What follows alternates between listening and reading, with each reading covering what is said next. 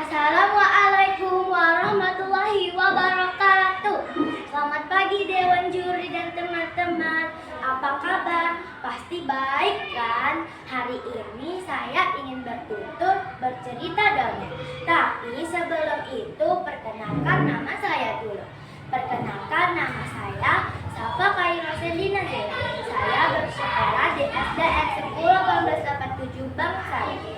Saya ingin bercerita dongeng tentang Desi Putri paling sabar. Pada suatu hari di kerajaan yang sangat besar, hiduplah seorang putri yang bernama Putri Desi. Dia dikenal sebagai putri yang paling cantik. Tapi sayangnya dia sombong. Pada suatu hari dia meriasi seluruh badannya dan dia berkaca. Dia bersama pendayaan kecil. Dia berkata, apakah aku ini cantik? Dia sambil memutar gawang. Dan pendayaan berkata, iya Tuan Putri, tidak ada yang bisa mengalahkan kecantikannya. Tuan Putri tertawa, hahaha, baiklah kalau begitu. Tuan Putri berkata, kalau aku memakai gaun biru, perhiasanku juga harus biru. Dan pendayaan mengambil perhiasan dan mengasih kepada Tuan Putri. Tapi pada hari itu perlayanan datang mendatangi Tuan Putri dan berkata, Tuan Putri, Anda sudah disuruh makan kepada Tuan Ratu dan Tuan Raja dan sudah ditunggu pada adik kesayangan. Tuan Putri menjawab, baiklah, aku akan ke sana. Dan mereka terus berjalan dan akhirnya sampai di sana tidak sengaja Tuan Putri melihat ayah ibunya dan adik putranya sudah memakan makanan di luar. Tuan Putri merasa marah dan kesal. Apa kalian tidak bisa menungguin aku merias diriku? Apa kalian tidak bisa menunggu sebentar saja? Tuan Putri marah dan Tuan Putri berlari ke arah belakang istana. Di belakang istana ada sungai yang sangat cantik dan sangat indah. Di sana Tuan Putri ingin lebih memakan roti dan segelas teh yang hangat. Pada hari itu Tuan Putri pun meminum segelas teh dan roti. Dari itu juga Tuan Putri mendengar seorang putri kembar tertawa dengan gembira. Tuan Putri berpikir, aku ingin berteman kepada mereka. Tuan Putri berkata seperti itu, dan Tuan Putri menurut perdayaannya untuk memanggil mereka mendatangi dirinya. Tuan Putri akhirnya tiga putri itu mendatangi Tuan Putri dan mereka berkata, ada apa Tuan Putri memanggil kami kemari? Putri Desi pun berkata, maukah kalian menjadi sahabatku?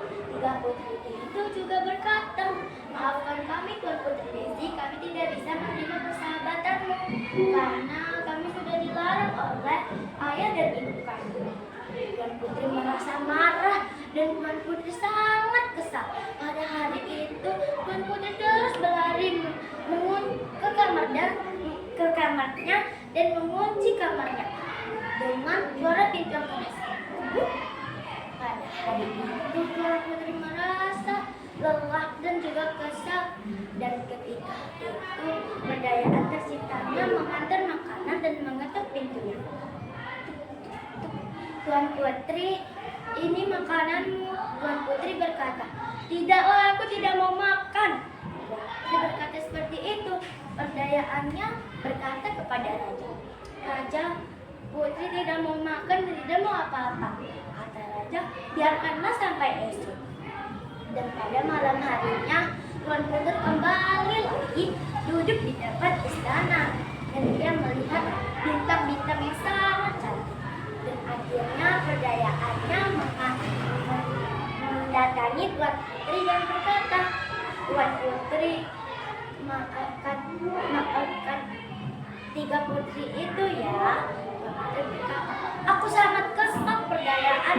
Kenapa mereka tidak menerima persahabatanku? Dan mereka berkata seperti itu. Apakah mereka pantas? Tuan Putri,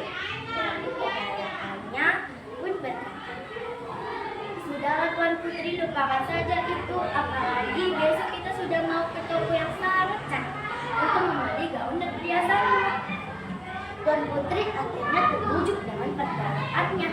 Dan Tuan Putri masuk kamar dan tidur. Pada esok harinya, Tuan Putri setelah makan, dia menaiki kendaraannya untuk ke toko yang sudah disiapkan di sana. Di sana banyak baju gaun yang sangat cantik dan perhiasan.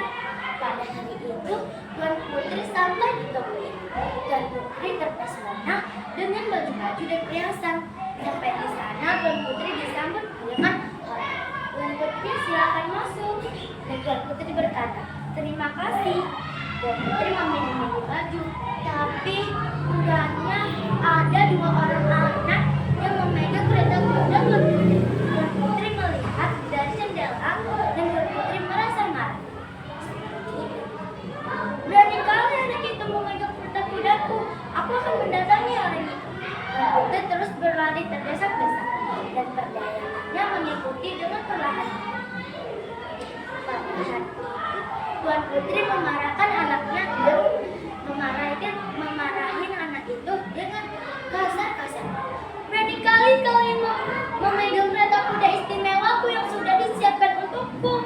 Berani kali kalian memegang kereta kudaku. Panggil ibu kalian sudah berlutut kepadaku. Tuan Putri merasa sombong diri dan kesal. Pada hari itu, Tuan Putri, mama dari anak itu datang dan berkata kepada Tuan Putri, maafkan anak kami Tuan Putri. Kami akan mengasihi anak kami lagi dan mengajari anak kami. Pun akhirnya tergelisah dan pertanyaannya, Tuan Putri biarkan sajalah mereka pergi dan tidak mengganggu lagi. Tuan Putri merasa kesal dan marah. Karena Tuan Putri pergi ke desa yang sangat jauh dari istana. Tuan Putri selama 2 hari tidak makan dan minum, hanya kelaparan. Pada hari itu, Tuan Putri tidak menemukan jalan keluar untuk ke istananya. Tuan Putri merasa lelah dan dia duduk sejenak. Pada hari itu, dia duduk dan pada hari itu, dia baru ingat di sebuah saat di desa itu ada rumah seorang ibu angkat. Dia mendatangi rumah angkatnya. Tok tok, assalamualaikum, kata Tuan Putri seperti itu.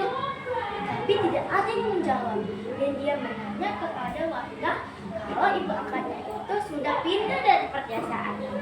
Tuan Putri merasa lelah dan Tuan Putri terus berjalan sehingga ada pedagang roti yang melihat kasihan kepada Tuan Putri. Tuan Putri melewati perdagangan roti itu karena dia tidak punya apa-apa. Dan pada waktu itu pedagang roti itu melihat kasihan pada Tuan Putri dan dia memanggil Tuan Putri. Putri, Putri cantik, kemarilah. Putri berlari dan melihat ke arah sana. Ada apa kau memanggilku? Tuan Putri berkata seperti ini. Maukah engkau memakan roti ini? Aku melihat kasihan kepadamu. Aku mengasih rotiku kepadamu. Tuan Putri memakan roti itu dan meminum satu botol air putih. Dan pada hari itu, Putri berterima kasih kepada pedagang itu. Terima kasih ya Bu sudah mengasih rotimu kepadaku. Ibu itu berkata, tidak apa-apa Putri cantik, selamat berjalan. Dan Putri terus berjalan. Tetapi sayangnya dia tidak menemukan istananya. Dia sudah dan pada 3 hari itu dia terus berjalan. Selama 5 hari dia hanyalah makan sebatang roti yang semalam itu dan juga air putih. Pada 5 hari ini dia tidak menemukan jalan keluar ke istananya. Pada hari itu di depan dia ada seorang nenek-nenek yang menunggunya. Dan Putri berpikir, apakah nenek itu mau memberi aku jalan keluar? Ternyata tidak, nenek itu bersifat jahat. Dan nenek itu sengaja menunggu Tuan Putri ingin melepas gaun Tuan Putri dan perhiasannya. Nenek itu berkata, bawa kemarilah perhiasan dan gaun Tuan Putri, aku ingin mengambilnya. Tuan Putri dengan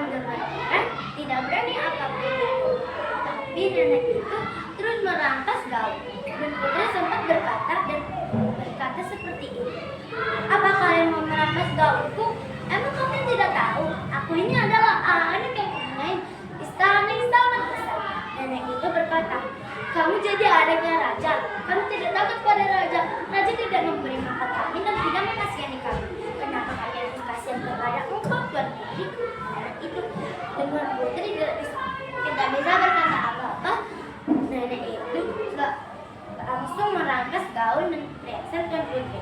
Akhirnya Tuan Putri hanyalah dipakaikan baju yang tipis dan meresap angin. Pada malam hari, Tuan Putri merasa kedinginan, perutnya mengisak dan lapar. Dia sangat haus dan akhirnya dia terjatuh dan berkata gini, sangatlah lapar aku, berilah aku makan. Dan akhirnya Tuan Putri pun terpingsan. Dan hari itu Tuan Raja mencari Tuan Putri.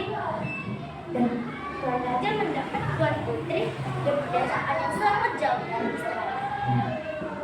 Tuan Raja melihat anaknya sudah berbaring kelaparan dan memakai baju yang sangat tipis. Dia berkata kepada Perdayaan, apakah itu Tuan Putri Desi? Perdayaan berkata, iya Tuan, ini adalah Tuan Putri Desi. Perdayaan seperti itu. Tuan Raja menyuruh Perdayaan mengangkat Putri Desi ke kereta kuda dan membawa ke istana. Sampai di istana, Tuan Putri Desi hanya tidur dan beristirahat. Putri Desi berpikir seperti itu.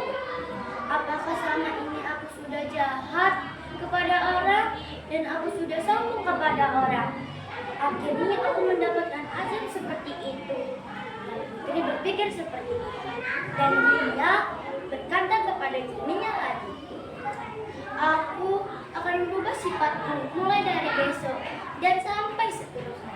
Tuan Putri akhirnya sudah belajar, sudah larut malam. Tuan Putri tidur dan besok harinya Tuan Putri berubah menjadi putri yang sangat baik.